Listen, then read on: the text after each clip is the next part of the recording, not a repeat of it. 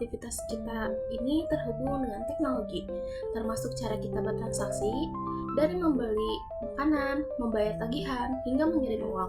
Semuanya bisa dilakukan dalam hitungan detik.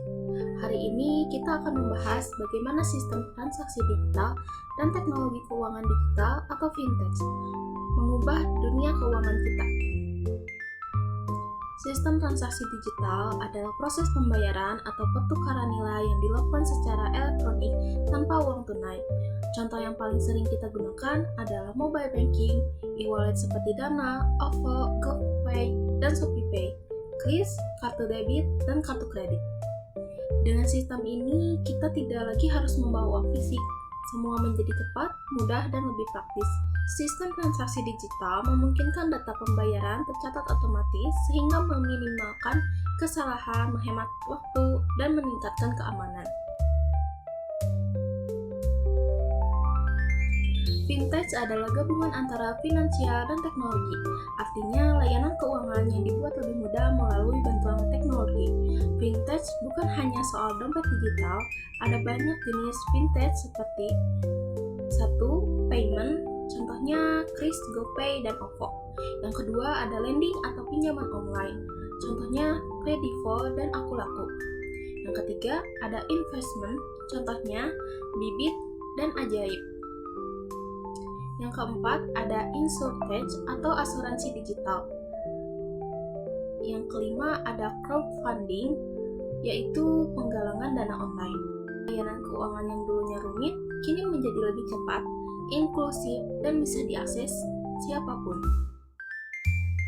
Ketika kita melakukan transaksi digital, ada beberapa langkah penting yang terjadi di balik layar. Yang pertama itu ada input data seperti scan QR atau klik bayar. Yang kedua ada verifikasi, sistem mengecek identitas pengguna dan saldo. Yang ketiga ada proses transaksi.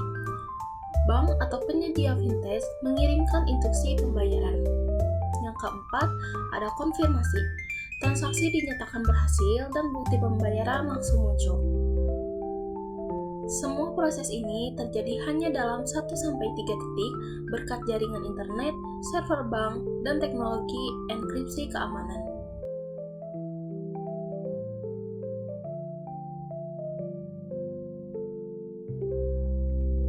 Apa sebenarnya manfaat transaksi digital dan fintech bagi masyarakat? Yang pertama, itu praktis dan cepat, tidak perlu uang tunai, semua cukup dengan ponsel. Yang kedua, aman, karena ada enkripsi, PIN, OTP, dan token.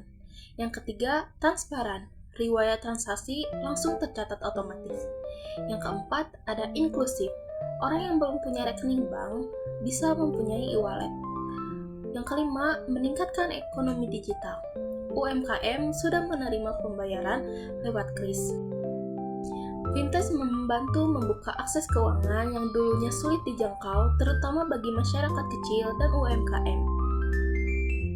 Namun, seperti teknologi lainnya, transaksi digital dan fintech memiliki resiko, yaitu keamanan data, penipuan digital atau phishing, pinjol ilegal, dan ketergantungan internet.